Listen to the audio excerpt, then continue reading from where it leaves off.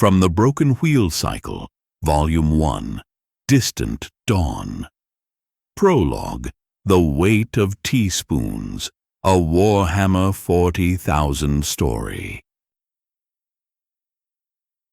Gundar Hackspill, former Adjutant General of the 3rd Sector, leaned back in his suspensor chair. He swirled the amasec in his wraithbone glass and looked at the servitor across from him, its blank eyes fixed on something beyond knowing, quill poised in its withered hand, ready to record his words on the vellum of its own overflowing folds of skin. Gundar paused. One last brief moment of silence.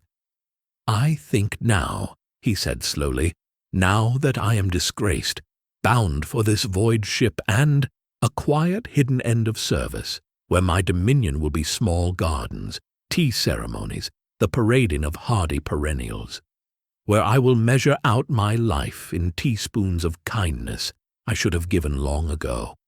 I finally see, or wish I had seen."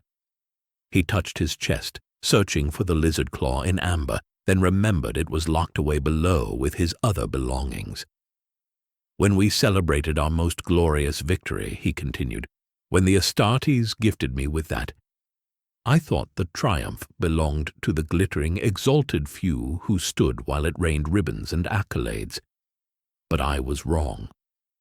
He looked away, toward the viewport where the void stretched endlessly. "I spent 40 years climbing, 40 years teaching my sons to climb the same steps I climbed, and I taught them well.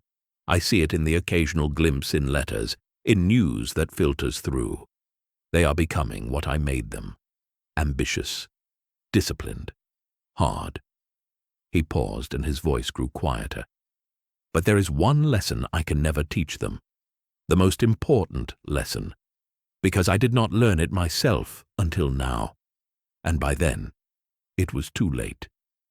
He looked back at the servitor. "I never once saw the clerk whose careful hands made our greatest victory possible. I never asked the name of the cook who fed my officers before they marched to die. I never thanked the technician who kept the lights on while we celebrated. I thought I was moving mountains. I was stepping on people." His voice broke.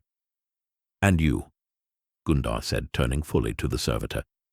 "You, who have recorded my thoughts and words for over a century. You, who have stood by my side through all of it. If I could, I would give you back your life.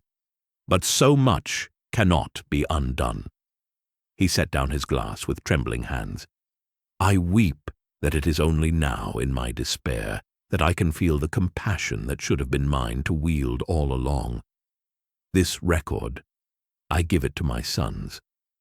Maybe it will show them there is room for a kind of kindness, a value that is not self-serving, a strength that does not require climbing over others." He leaned back into the suspensor chair and closed his eyes. "I hope it is not too late for them to learn what I have only just understood." The void ship hummed its endless, indifferent song.